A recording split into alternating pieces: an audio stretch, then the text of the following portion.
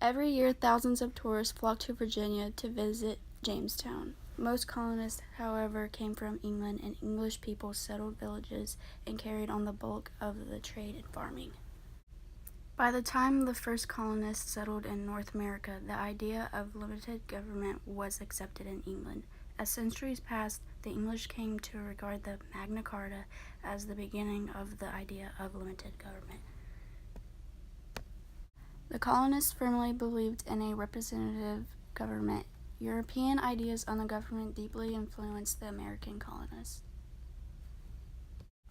The English founded 13 colonies along the eastern coast of North America between 1607 and 1733, from the New England colonies in the north to the Carolinas and Georgia in the south. Representative assemblies also became firmly established in the colonies. In 1636, Puritans in Massachusetts forged their leaders to allow each town to elect 2 members of the General Court, the colony's legislature. Colonel Charles divided the power of government. During the 150 years following the settling of Jamestown in 1607, the colonies in America did pretty much as they pleased. Until the mid-1700s, the British government was generally satisfied with this argument. The protests led to the repeal of the Stamp Act, but the British passed other tax laws to replace it.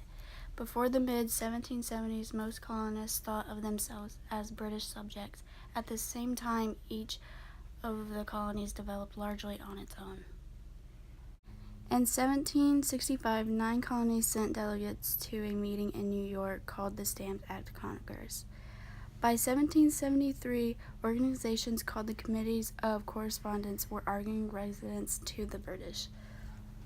By March 1781, all 13 states had ratified or approved the articles. Every state legislature selected its own representatives to Congress, paid them, and could recall them at any time. Only 5 states sent delegates. Among them were Alexander Hamilton of New York and James Madison of Virginia. 8 signed the Declaration of Independence, and 6 delegates had signed the Article of Confederation. Most northern states did not completely abolish slavery until the early 1800s. Compared to other constitutions, the U.S. one is relatively small. With 3 parts and about 7,000 words, the structure and the powers of government are explained. However, the founders left future generations to work out problems, having written vague descriptions of how the government should work. The preamble is the introduction to the Constitution. In it, they explain what they wanted from this new country, like a more perfect union or to provide for the common defense. The second part of the Constitution contains the Articles. Article 1 of the Constitution created a legislature of 2 houses, called the Senate and the House of Representatives. The Senate represents the state, and the House of Representatives stands for the vote of the people or the popular opinion. Both the Senate and the House may have equal powers. Article 2 of the Constitution created the executive branch, and presidency became a new concept in 1787. Article 3 of the Confederation established the Supreme Court to lead the judicial branch and gave national government the right to create other federal governments. The third part of the Constitution contains the amendments. These were made a part of the Constitution because founders knew that a growing nation would need to modify the rules at some point. Other factors of the Constitution include popular sovereignty, which states that the government flows from the people.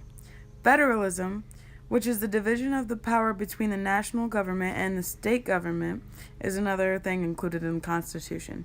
And this was created in 1787 to ensure that the government wouldn't completely take control of them once again.